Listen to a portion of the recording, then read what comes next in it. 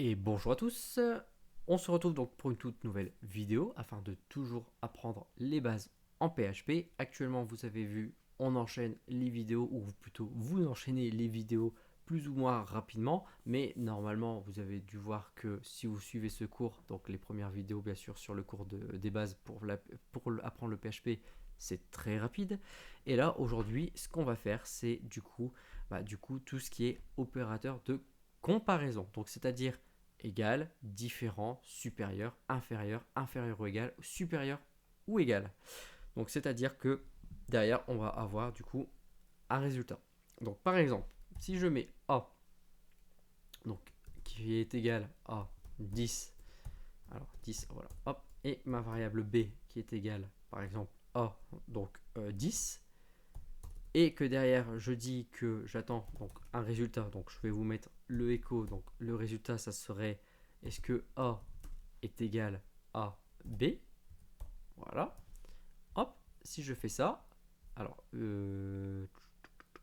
oui je peux pas le mettre, effectivement c'est un résultat, donc je peux pas l'afficher comme ça, donc je vais vous le mettre dans une variable de type résultat, donc normalement hop, voilà, ça il accepte, et je vais afficher du coup ma variable de type résultat.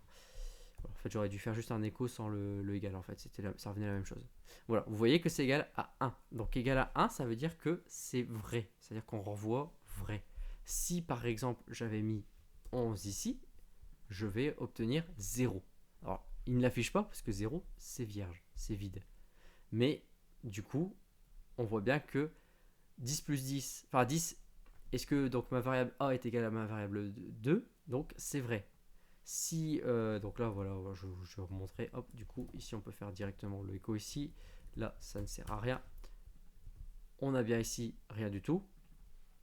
Alors si normalement je fais un print R, je sais pas si on va le voir directement comme ça, donc non, le print R c'est vraiment, ça sera aussi, voilà, comme ici, donc pareil, donc j'en avais vu un print, mais le printer, voilà, c'est encore autre chose, c'est pour du débugage aussi. Mais voilà, on utilise sur le echo. Hop. Et effectivement, vous voyez qu'on est bien sur 1. Donc pour dire que c'est vrai. Alors cette fois-ci, on va faire la différence. Donc là, on a fait est-ce que A est égal à B.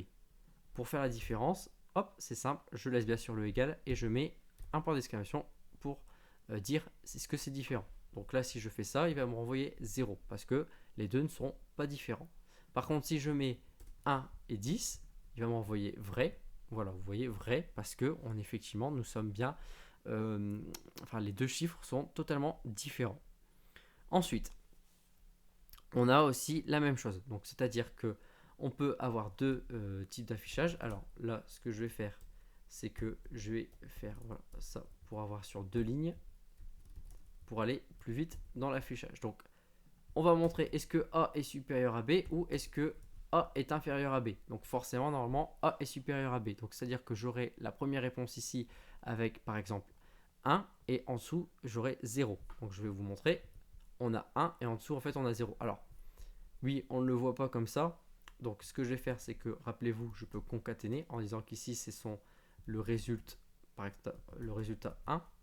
Et ici, ça sera mon résultat 2. Voilà, je vous montre. Vous avez vu 1 pour le résultat 1 et 0 pour le résultat 2.